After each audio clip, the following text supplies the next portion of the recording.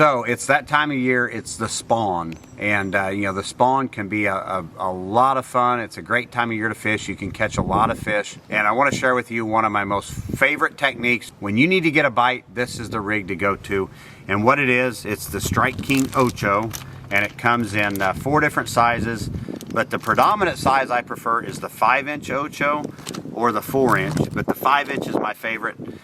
They'll bite this bait when they won't bite anything else, and I think the reason is because it looks so natural to them. The way I was fishing it is wacky style, and it's just a phenomenal way to catch fish, especially the ones that can be tough to catch. What we've got here is, first I'll show you the rod. This is a KastKing Speed Demon Pro. This is the 7-foot shaky head rod. It's got just enough tip action so I can skip this thing, and I can put this thing in places that you can't put anything else.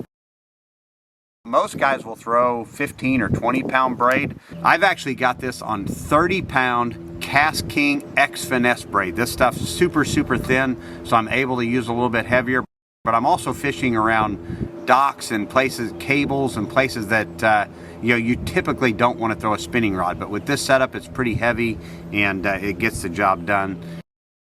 What I've got here is I've got a leader, 16 pound Gamma fluorocarbon line, and a lot of times when you're fishing with braid to a fluorocarbon leader, you're using a really long leader, you know, an 8, 10, 12 foot leader. Actually, I would prefer for this leader to be a little bit shorter, and the reason why is we're fishing around dock cables.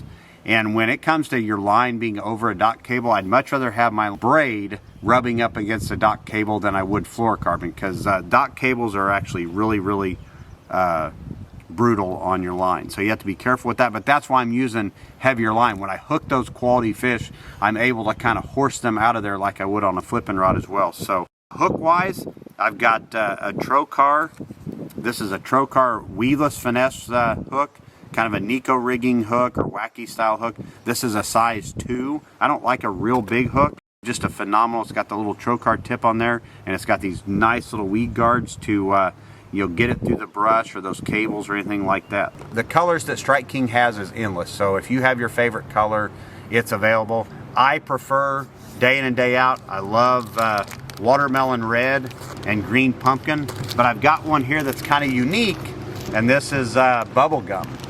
And here on Table Rock, certain parts of the lake are pretty stained, you know, maybe a foot visibility or a cloudy day like today. Believe it or not, this bubblegum shows up really good in those conditions, and will generate some strikes a lot of times when nothing else will. So if I was going to a clear water lake like a Table Rock or Beaver or Bull Shoals, or if I was fishing for maybe a 12-inch length limit of fish, the 4-inch Ocho can be a key player as well. I'm going to take the Strike King tool here, and we've got the little rubber O-rings, and what you do is you take one of these and you roll that up on there like so. All you do is slide that in the bait, roll that down on there, and boom, it holds that in place right there.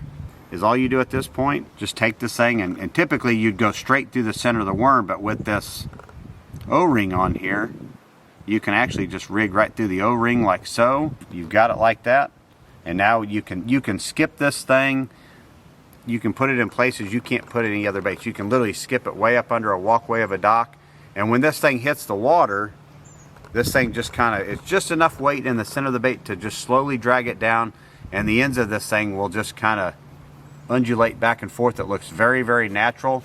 And then if you want it to give it a swimming action, you just jig that rod tip, shake it a little bit, and those ends shake with that momentum and move it a little bit. It looks real natural, drives those fish crazy, catches them when nothing else will. While the wacky rig catches fish most of the year, it really shines around the spawn. If they're starting to think about spawning, this bait will catch them because they're up there feeding, they're looking for places to bed. You can put this in places you can't put any other baits. You know, it's just a way to get up there, fish shallow. If they're heavily pressured fish, if they're seeing a lot of moving baits or soft plastics on the bottom, this just looks super natural and will catch fish when nothing else will.